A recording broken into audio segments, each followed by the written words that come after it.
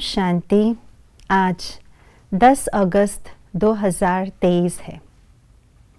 हम अपने पुरुषार्थ में आगे बढ़ रहे हैं, लेकिन सहज रीति से तीव्र गति से आगे बढ़ते जाए, उसके लिए सहज विधि क्या है, आइए आज के स्लोगन द्वारा सुनते हैं। हर कदम में बाप की ब्राह्मण परिवार की दुआएं लेते रहो तो सदा आगे बढ़ते रहेंगे।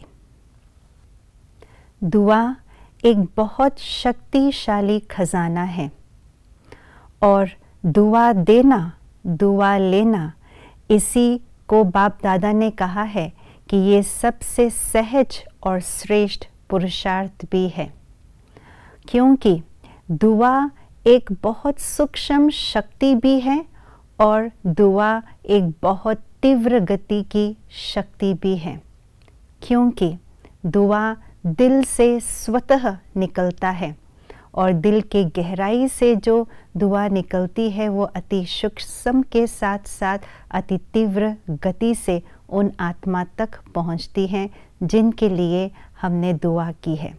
तो इसीलिए दुआ की शक्ति बहुत श्रेष्ठ भी है और उसकी गति भी बहुत तीव्र है।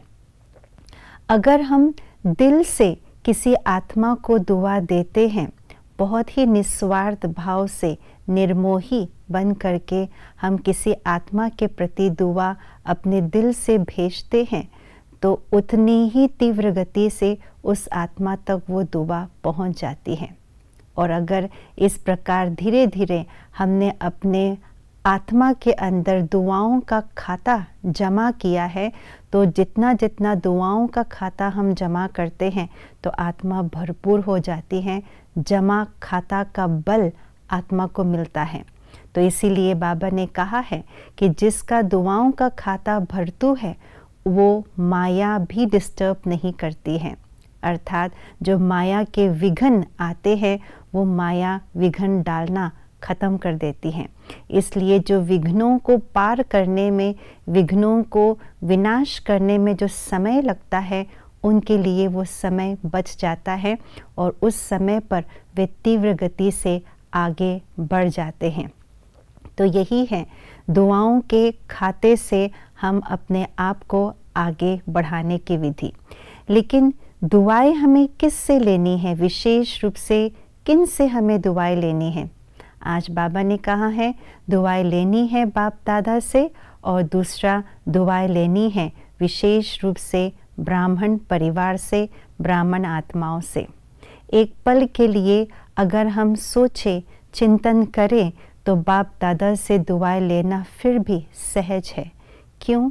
क्योंकि बाप दादा भोलेनाथ है, रहमदिल है। अगर हम अपने दिल को सच्चा साफ रख करके हर कदम, हर संकल्प बाबा के श्रीमत अनुसार चलते हैं, तो बाबा से सहज विधि से हम दुआएं प्राप्त कर सकते हैं। लेकिन दुआएं अगर लेना मुश्किल है तो वो है ब्राह्मण परिवार से, क्योंकि ब्राह्मण परिवार की आत्माओं के अंदर अलग अलग स्वभाव संस्कार है और ये अंतिम जन्म होने के कारण से और कड़े संस्कार इमर्ज होते रहते हैं। और इसी समय पर ही हम ब्राह्मण आत्माओं से दुआएं लेना बहुत मुश्किल अनुभव करते हैं। तो इसमें जब हम अपने अंदर के अहम भाव को समाप्त करके अपने आप को नम्र चित्त बना करके हर एक के साथ एडजस्ट करके चले, तो स्वयं को भी संतुष्ट कर सकते हैं और दूसरी ब्राह्मण आत्माओं को भी संतुष्ट करके चलते हैं, तो उनसे दुआएं सहज रीति से प्राप्त कर सकते हैं। तो इसके लिए अपने अहम भाव को समाप्त करें, नम्रचित होकर के फ्लेक्सिबल बना करके अपने संस्कारों को चले, तो ब्राह्मण आत्माओं से भी दुआएं प्राप्त कर सकते हैं और इन्हीं विधि से हम आगे की ओर बढ़ते जा सकते हैं।